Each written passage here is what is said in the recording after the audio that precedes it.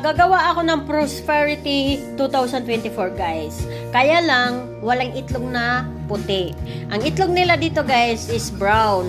Tapos, kailangan, ang nakita ko doon guys, first time ko nito gumawa. Pero, gagawa ako.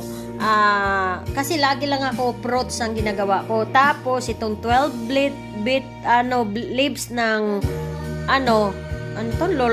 lord letter. Ano nga yung Tagalog nito, Gerald?